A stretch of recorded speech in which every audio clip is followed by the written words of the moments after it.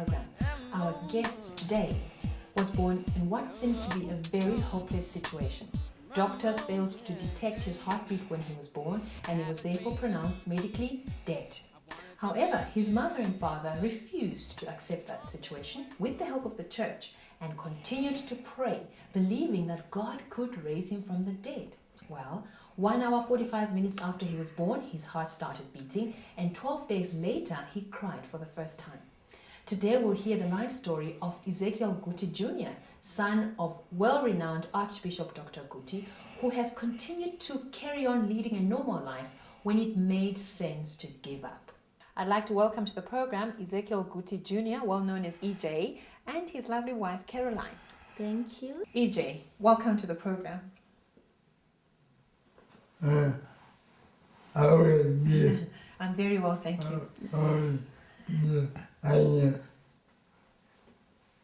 And you are very on girl. All right, I heard that. He said thank you for inviting me on your program. Okay. Okay, now you are a miracle child. From the time you were born, that you were pronounced dead, and to reach the level that you reached now, how do you feel about that? Or when you think about that? I feel very honored. You feel very honored. Yeah, because I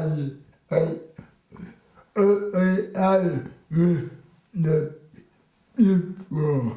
Okay, I didn't hear that. You feel very honored because he socialized with the people. Yeah. Many people. Many people. Yes. Yeah. Right. You had every reason to give up in life because I think you have a very good reason to say, well, I am disabled. I don't talk very well. And so I really shouldn't try and be at the same level as all the other people. But you haven't done that. How come? I feel disabled. You don't feel disabled. Yeah. How do you mean? I am do anything. Because you can do anything. Yeah. Wow, isn't that incredible? Yeah.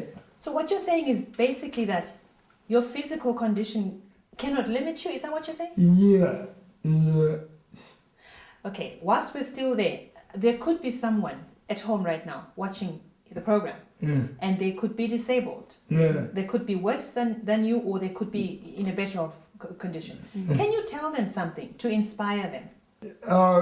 I will tell you my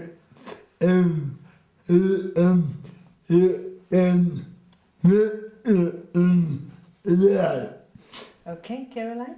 I can tell you, my friend, that you can make it in life.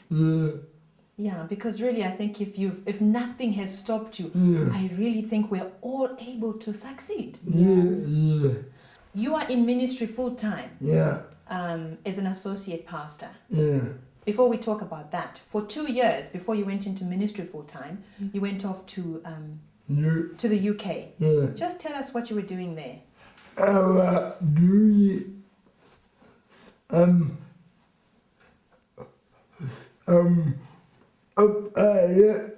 on my ears. Okay. He went into operation for his head. Yeah. Leg. Yeah. Legs. Leg. Yeah. Okay, you went for an operation Yeah. on your leg. All right. And then came back. Yeah. And why did you decide to go into ministry? I have the good effort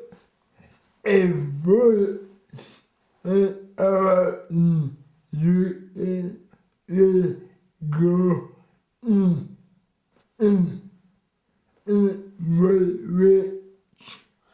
You heard a voice when he was in the UK. Yeah. And he said the voice said? God's calling voice saying, go to my work. Yeah.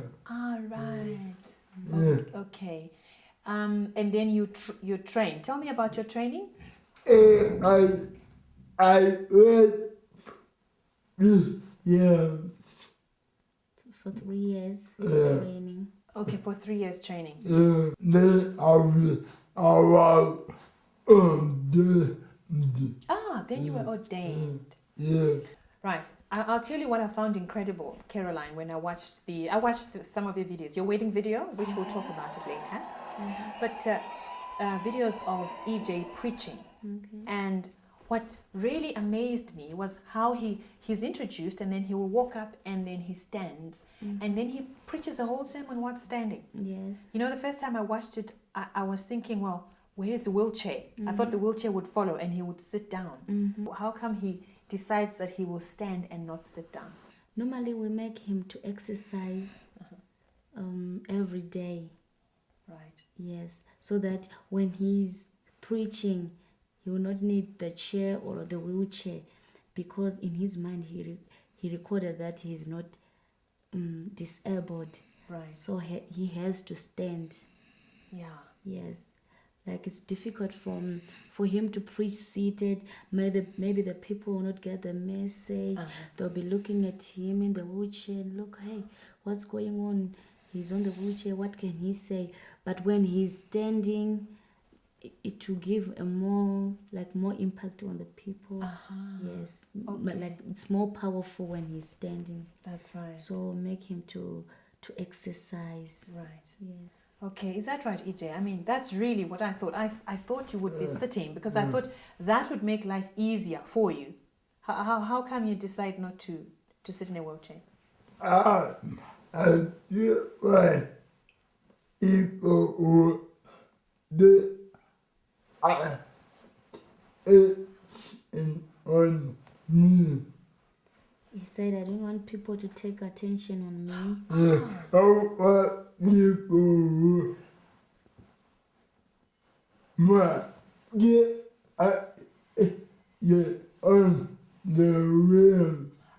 You want people to To take attention on, the word, word. not on him. Because when he's seated on the wheelchair, I don't know. Yeah, and also maybe sometimes people can feel sorry for you, Yeah. isn't it, when you're sitting in a Yes. wheelchair? Yeah.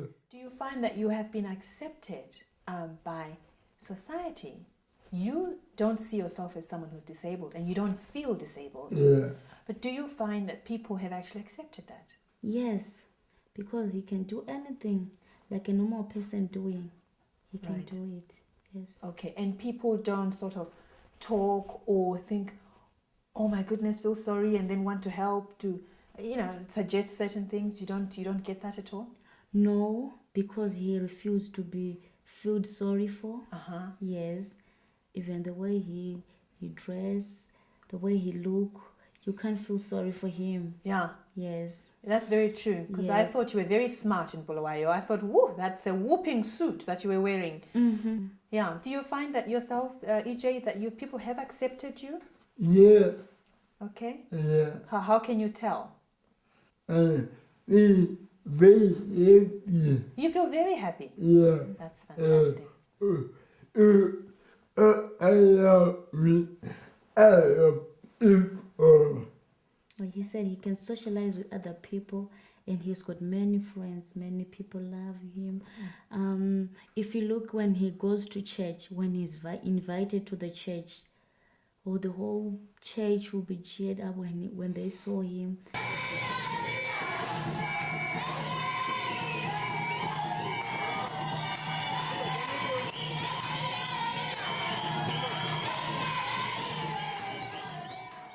He's being lovable with the people. They love him so much. Yes. Even if we go anywhere, he will be the center of attraction, not because he's disabled, but because they loved him so much. Yes. There are some people who get angry with God. You know how sometimes you get angry with God and then say, well, how could this happen to me? I would have wanted to be what we know as normal. Anything, what should your comment be to something like that? I don't see any the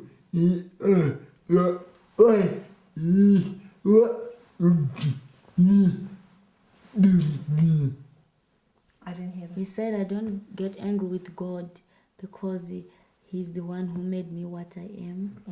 Is that right, AJ? Yeah. Okay. And I believe God is using you, isn't it? Yeah. In the way that you are. Yeah. Wow. It's an incredible story. I must tell you, I was greatly inspired. I sat there and I thought, oh my goodness, is this really happening? You know. And then especially when I then saw your wedding, I was really amazed. So tell us now, how did you meet this beautiful woman called Caroline? I am my father on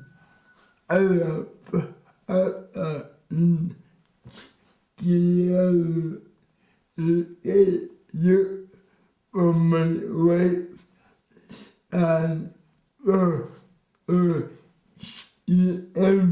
you and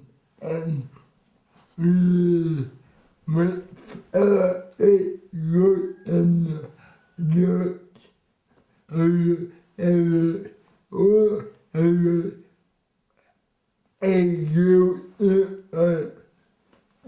with him. Okay, let me stop him there. Then you can tell us, Caroline, what he said. Okay. He was saying, when I wanted to get married, my father phoned the other pastors, saying, can you please look a wife for my son?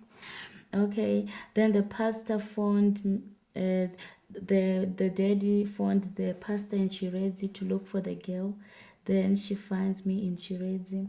But I didn't know that I was being called for for marriage here. Okay. I thought I was called for something in my mind because I had finished my O levels. Yeah. So I thought it was like I'm going to find a job, Right. or something, go to college or do something else. Yeah. Then when I came here, that's when we met with EJ. Yeah. We talked. He proposed love to me. I don't know what happened, but I see myself accepting it. Yeah. For the first time when he talked to me, I heard everything, what he was saying. The very first time. Very first time. How did you communicate with him for the first time? Because some words I can hear, Yes. some words I can't. Okay. How did you do that? How were you able? I don't know. I just see myself answering all the questions he was asking me. I heard everything he was talking.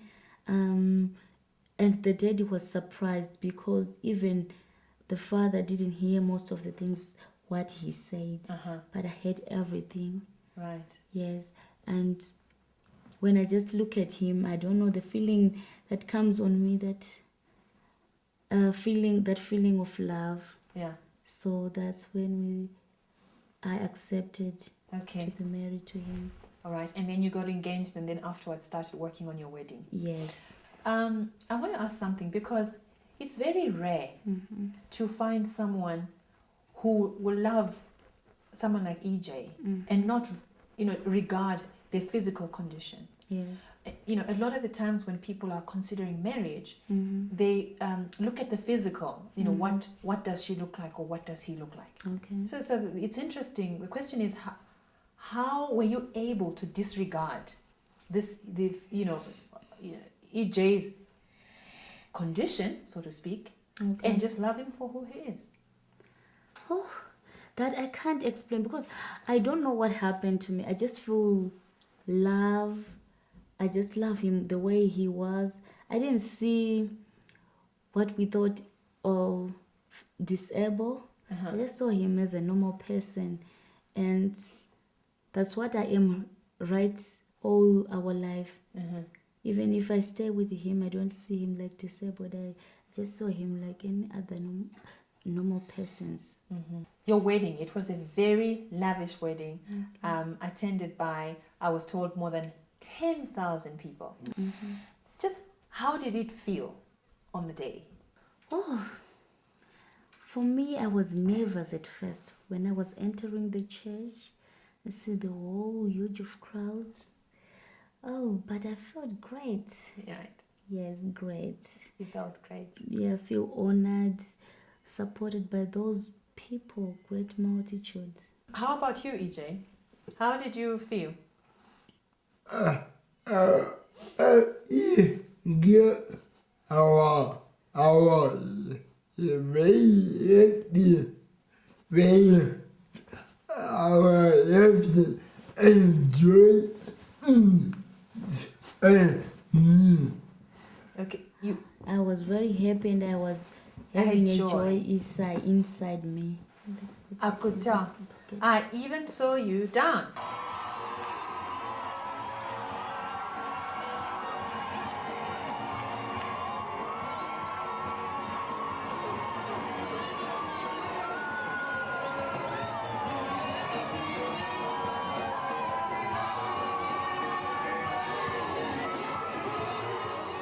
A year after their wedding, EJ and his wife were blessed with a beautiful daughter, Utrisha Yuna Guti. And she's just joined us on the program. Hello. Greetings. Say hi. Hi. Shake hands. No? You don't want to greet me? Not on TV, hey? Huh? Say high five. High five. High five, Utrisha. High five, Utrisha. Come High five to on. Be Patricia. Say nice. hi. High five. Good. High five to mommy. To mommy, okay. Mommy, High five to mommy. high five to Patricia there. High five to Patricia. Good. Oh, High five. nice. There you go. Well, I'll tell you one thing, that a child like that would not be expected to Yes. come from someone like EJ. Yes. Tell me about the child. Okay. Oh, what can I say? After our wedding, people couldn't believe that I had pregnancy because they couldn't believe that a person like EJ can make baby Yeah. or some sort. Yeah. So when they saw me pregnant, they just thought, "Oh, what's going on?" So when the baby was born, they saw she was normal. Yeah. I can remember a certain woman asking, "Is she normal?" Saying maybe she will look like her father, or someone disabled can not make a normal baby. Yes. But there she is, a normal baby. She can talk, she can walk, she can do anything. Yes. So we can say she's a miracle baby because people were not expecting a baby from a person like EJ. Yeah. Yes. EJ, how do you feel being a father? good, You feel great, huh? yeah, Are you looking forward to having lots of children, EJ? yeah, How many children? do, How many? do, 2. 2. Oh, that's not lots. 2 is very little. yeah, Your mom and dad, there are 7 of you, aren't you? In your Yeah. family. yeah, So, why not give us 8 children? no. No, 2 will be enough. What are your plans for the future? I am if you do many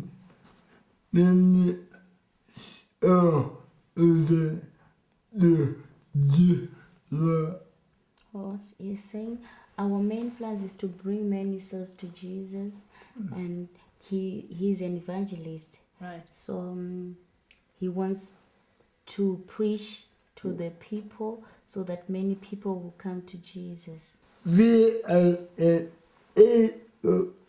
people were we and people were in the room. Yeah. He's saying I can heal people. I can pray for people who are HIV positive and they can get healed, and even those who are in the wheelchairs, Yeah.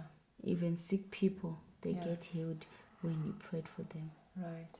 Am I good? You are blessed to have a child with a conquering spirit like EJ. That's right. Yeah, and you say to me when he was born, all hope was lost in the sense that he was actually pronounced dead. What kept you believing that he could be raised from the dead? Because even for Christians, it's not very easy to believe that God can actually raise someone from the dead. What kept telling you and pushing you there? It's the Holy Spirit, because when I looked at him, I didn't see death. I saw life. And when I was quickened to read Hebrews chapter 11, that became more alive to me, in so much that I knew that my son was going to be well. God was going to perform a miracle, of which he finally did. That time you were in ministry, and people who look, right, even people in the world, would not expect an apostle maybe and his wife, who are doing such great work for God, to have a child who is disabled. What would your comment be to that? We knew that was the devil who was fighting, because in the family we needed a son. There was no son, and everybody was looking forward to us having a son. And so we saw that as the works of the devil. We didn't put it to God, because God never does such a thing. It's only the devil who comes to steal and to kill and to destroy. How did you deal with the perceptions from society? Because those are there. Yes, they are. And they are loud and clear. How did you deal with the perception? How were you able to rise above that and still be a my Guti who's quite happy to have a son who's seen as disabled? What I did was to forgive the people, because sometimes they would look at the child and then the spirit of rejection would be portrayed by them. And then because I knew that it was not their fault, I forgave them, because as far as I was concerned, my child was normal. And I was happy that I had a baby son who was alive. And I knew God was going to do something in his life. And so I forgave them. And I didn't bother about that. Yes, I didn't. Well, if EJ could overcome his disability in the way that he has, then who are you to give up? Until we see you again on the next program, it's bye for now. Breaking new ground. Breaking new ground. Oh, oh. Breaking new ground is what we do.